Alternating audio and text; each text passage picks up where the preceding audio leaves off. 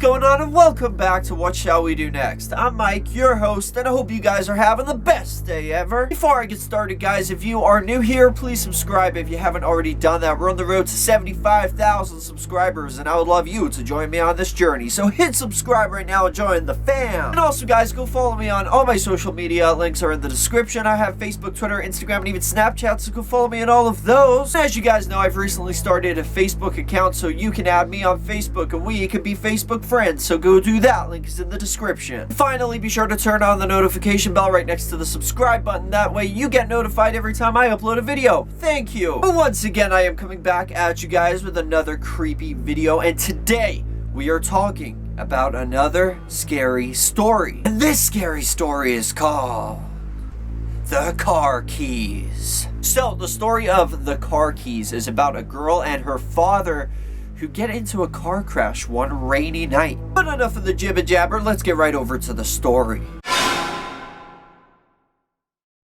The Car Keys. One night, a father and his daughter were driving down a deserted country road. When they were returning home after spending the entire day visiting the girl's mother in a hospital, listening to the sound of the rain drumming on the car roof, the girl began to doze off. Suddenly, there was a loud bang. The father struggled with the steering wheel, but the car skidded off the wet road and slammed into a stone wall. After checking that his daughter was uninjured, the man got out of the car to survey the damage.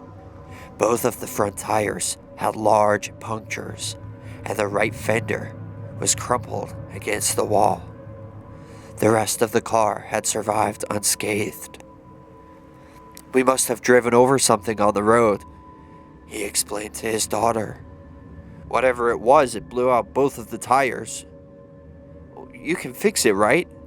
asked his daughter, somewhat shaken by the accident. "No," replied her father, shaking his head. "I've only got one spare in the trunk. I'll have to walk back into town and find somebody to tow the car," he said. "It isn't that far from here. You wait in the car while I'm gone." "Okay," she said reluctantly. "But please don't take too long." The man could see in his daughter's eyes that she was frightened. "Sit tight," replied her father as he slammed the car door. "I'll be back as soon as possible." His daughter watched him in the rearview mirror as he trudged off down the road in the pouring rain and disappeared into the night. More than an hour passed, and her father still had not returned. The girl began to wonder what was taking him so long. She was very worried because he should have been back by now. Just then, she glanced in the rearview mirror and saw a figure in the distance walking towards the car. At first, she thought it was her father, but when she turned around to take a closer look, she realized that it was a strange man. He was dressed in overalls and had a big, bushy beard. He was carrying something large in his left hand, swinging it back and forth. Something about him made her very nervous. As he approached, she stared out the back window and squinted her eyes. In the dim light, she could just make out what he was clutching in his right hand. It was a big, sharp butcher's knife. Thinking quickly, the terrified girl locked both doors in the front of the car, then jumped into the back seat and locked the rear doors. When she looked up again, she saw that the strange man had stopped in his tracks and seemed to be staring directly at her. Suddenly, the man raised his arm, and the girl let out a blood-curdling scream. In his left hand, he was clutching her father's severed head. She just kept screaming and screaming. She couldn't stop herself.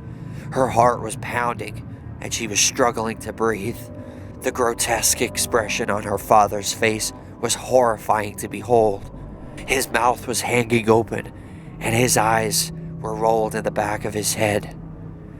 When the man reached the car, he shoved his face right up against the window and glared at her with his crazed, bloodshot eyes. His hair was wild and matted with dirt. His face was covered in deep scars. For a moment, he just stood there in the driving rain, grinning at her like a madman. Then, he reached into his pocket, took something out, and slowly lifted his hand. He was holding her father's car keys. The end! Wow, what would you do in that situation? What would you do? You're locked in a car with a crazy madman holding your dad's head in front of you with a sharp knife, and then he shows you the car keys. What? I would be terrified. I would just, it's no more like run anymore. It's fight. You gotta fight. You gotta do whatever you can. I know what I would do.